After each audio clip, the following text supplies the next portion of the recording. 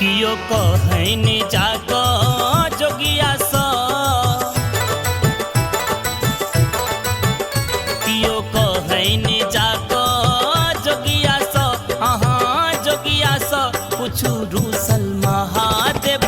भंगिया स यो पुछु रूसल महादेव भंगिया स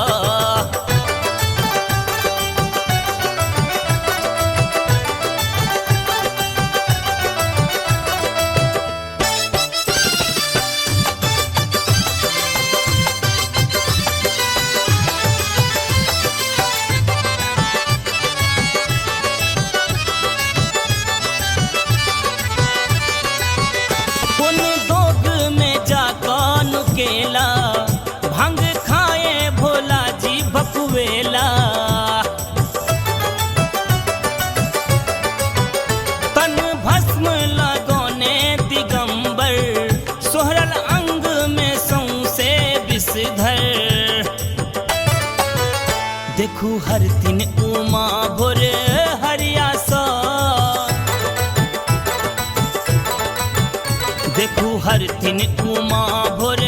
हरिया सा पुछु रूसल महादेव भंगिया सा यो पुछु रूसल महादेव भंगिया सा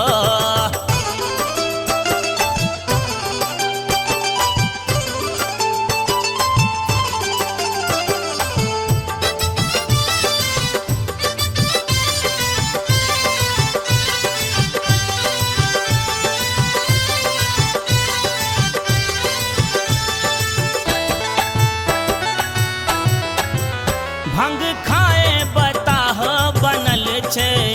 बात ककरो ने कखनो मानै छे बूढ़ बरद पर ढाही मारै छे बिस्तर साँपो उगाही करै छे छै पीसल भांग दुपहरिया सा पीसल भांग दुपहरिया सा पुछु रूसल महादेव भंगिया सा यो पुछु रूसल महादेव भंगिया सा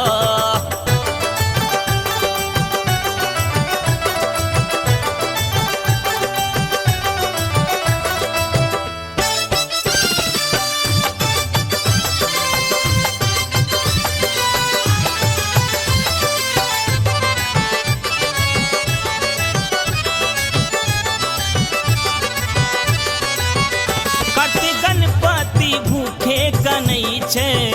मुसमयूर संग बाघो लड़ै छे बीच जटा सा गंगा बहै छे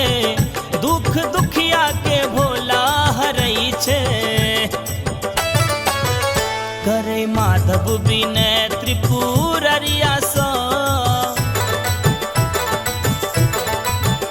करे नीतेश विनय त्रिपुररिया सा पुछु रूसल महादेव